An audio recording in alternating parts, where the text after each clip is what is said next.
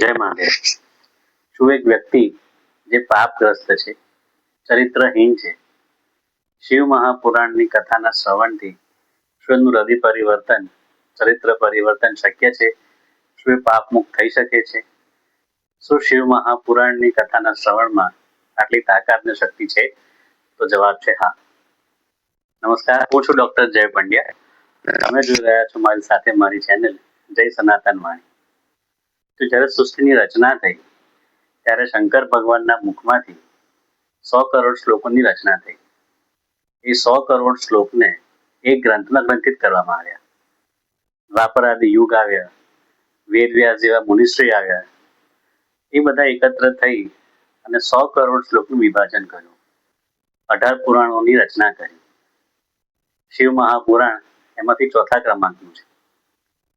શિવ મહાપુરાણની પ્રથમ કથા, પ્રથમ પ્રચાર મહાદેવ પોતે કર્યો છે.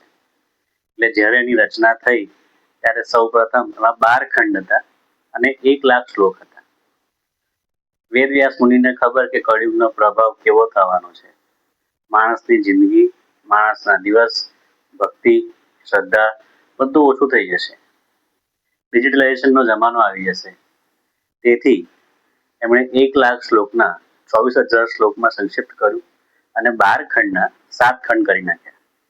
એ 7 ખંડ છે વિદ્યેશ્વર સંહિતા, રુદ્ર સંહિતા, શતરુદ્ર સંહિતા, કોટિરુદ્ર સંહિતા, ઉમા સંહિતા, કૈલાસ સંહિતા અને વાયવ્ય સંહિતા. શિવ મહાપુરાણના કથન અને શ્રવણથી ફક્ત ભોગ નહીં પણ મોક્ષની પણ પ્રાપ્તિ થાય છે. આપણા જીવનમાં આપણે જો ઉત્કૃષ્ટ ભોગ ભોગવવા હોય તો શિવ મહાપુરાણને સાથે રાખવું બહુ જરૂરી છે. એવું મનાય છે કે જે ઘરમાં ક્લેશ, કંકાસ વગેરે થતો હોય, દરિદ્રતા હોય, જો એ ઘરમાં નિત્ય પઠન, નિત્ય શ્રવણ થાય તો આ વિકારો દૂર થઈ જાય છે. આપણે જાણીએ છીએ કે આજનો માનવી રોગગ્રસ્ત, તણાવગ્રસ્ત અને વિકારગ્રસ્ત છે. તો શિવ મહાપુરાણની કથાના શ્રવણથી વ્યક્તિને આ બધા વિકાર વગેરેથી પણ મુક્તિ મળે છે. મારા ભગવાન તો એટલા ભોળા છે કે એમણે એવું પણ કહ્યું છે કે તમારાથી શિવ પુરાણનું પઠન શ્રવણ વગેરે ના થાય તો તમે ફક્ત શિવ મહાપુરાણને એક રેશમી કપડામાં વીંટી એનું જો સન્માન કરશો તો પણ તમને સંપૂર્ણ સુખ મળશે.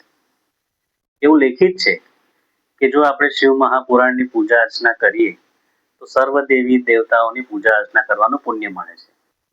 આપણે શિવ મહાપુરાણને દીવો, અગરબત્તી, ધૂપ કરીએ તો એ સર્વ દેવી દેવતાઓને ધૂપ, દીવો, અગરબત્તી કરવાનું આપણને પુણ્ય મળે છે. એટલે મારો મહાદેવ તો બહુ ભોળો છે. આ જ વાતનું મહત્વ બતાવતા સુરજી ચંચુલાની કથા કહે છે કે એક સમુદ્ર પાસે વાસ્કલ નામનું ગામ હતું. એ ગામમાં દુરાત્મા, દુરાચારી, દુષ્કર્મી બ્રાહ્મણ બીજો રહેતા હતા. પાપ, દુરાચાર બધામાં સૌ પ્રથમ સંધ્યા, દાન, પૂન કંઈ કરવું નહીં. અસ્ત્રશસ્ત્રનો વેપાર કરતા, એટલે હિંસક પણ હતા. જો બ્રાહ્મણો જ આવા હોય તો બીજા વર્ગો તો કેવા હશે? સ્ત્રીઓ પણ કુટિલ હતી, વ્યભિચારિણી હતી અને પર પુરુષોને સેવતી હતી. આ જ ગામમાં એક બિંદુક નામનો બ્રાહ્મણ રહેતો. એ પણ દુરાચારી, દુરાત્મા હતો. વૈદિક ધર્મથી એકદમ વિમુખ. તેની પત્નીનું નામ ચંચુલા હતું. ચંચુલા સુંદરી હતી અને ધર્મપરાયણતા હતી. પત્ની ધર્મપરાયણ હોવા છતાં પણ બિંદુક વધારે પડતો દુરાચારી થયો, વૈશ્યાગામી થયો અને ખોટા રસ્તે, આડા રસ્તે ચડી ગયો. તો પણ ચંચુલાએ પોતાની ધર્મપરાયણતા છોડી નહીં. પણ વખત જાય એટલે જેવો સંગ તેવો રંગ. બિંદુકના આચરણથી પ્રભાવિત થઈ તે પણ ખોટા માર્ગે ચડી, વ્યભિચારિણી થઈ, પર પુરુષોને સેવતી થઈ. પણ જે પણ ધન કમાય તે બિંદુક લઈ લેતો. સમય ગયો અને વૃદ્ધાવસ્થામાં બિંદુકનું મૃત્યુ થયું. બિંદુકના કર્મ સારા તો હતા નહીં એટલે એને જવાનું હતું તો નરકમાં જ. નરકમાં ગયો, ઘણી પીડા વેઠી અને ત્યારબાદ વિંધ્ય પર પિશાચ યોનિમાં જન્મ લીધો.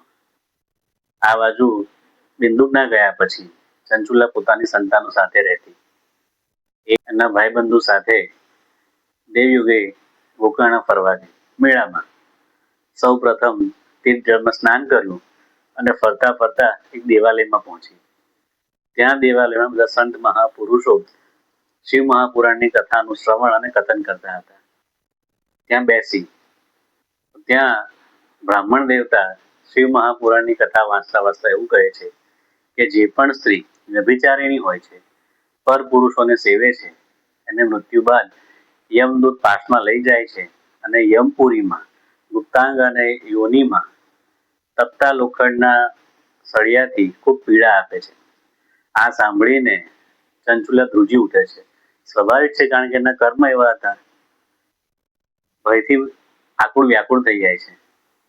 જ્યારે શિવ મહાપુરાણની કથાનો અંત આવે છે અને બીજા શ્રોતા ભવનની બહાર જાય છે, ત્યારે ચંચુલા એ બ્રાહ્મણ દેવતા જે કથાકાર છે તેમના ચરણોમાં પગે લાગે છે અને ખૂબ રુદન કરે છે કે બ્રાહ્મણ દેવતા, મેં તો આવા જ કર્મ કર્યા છે, પર પુરુષોને સેવ્યા છે. હવે મારી મૃત્યુ જો થશે તો મને યમદૂત આવી પીડા આપશે.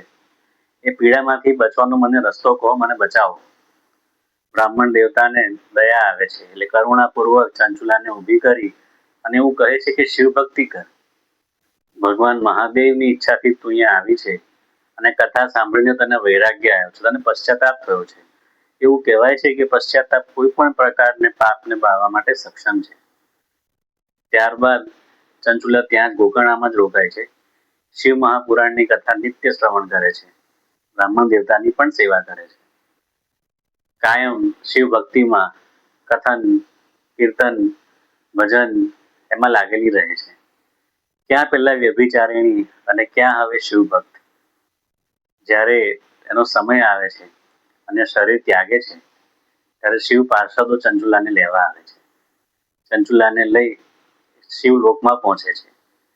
શિવલોકમાં એમને મહાદેવના દર્શન થાય છે અને જેમ એ શિવલોકમાં પહોંચે છે તેમ દિવ્યાંગના થઈ જાય છે. એટલે આમ પણ કોઈ પણ ભક્ત હોય જે નિયમિત ભક્તિ, અર્ચન, પૂજા કરતું હોય, એના મોઢા પરનું તેજ જ અલગ હોય.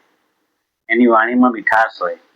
જેમ સત્યનારાયણ ભગવાનની કથાનો સિયોમાં મીઠાશ કેવી હોય છે, તેવી જ મીઠાશ એની વાણીમાં હોય છે.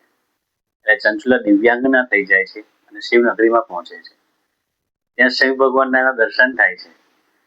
શિવ મહાપુરાણમાં આ દ્રશ્ય બહુ સુંદર આપેલું છે કે મહાદેવનો વેશ કેવો હોય છે. મહાદેવ કપૂર જેવા ગૌર વર્ણના છે. શરીર ઉપર શ્વેત ભસ્મ લગાડેલું છે અને શ્વેત વસ્ત્ર ધારણ કર્યા છે. એમનું જે ગળાનો ભાગ છે તે લીલો હોય છે. આપણે જાણીએ છીએ કે ત્યાં વિષ રહેલું છે, એટલે નીલકંઠ કહેવાય છે. ભગવાનની ડાબી બાજુ પાર્વતીમાં બેઠેલા છે. ગણેશ ભગવાન, નંદીશ્વર, વીરભદ્રેશ્વર એ બધા જ શિવની સેવામાં લાગેલા હોય છે. આ દ્રશ્ય જોઈને ચંચુલાને અનુપમ આનંદ થાય છે અને એના આંખમાંથી ભક્તિ ભરેલી અશ્રુધાર ચાલુ થાય છે.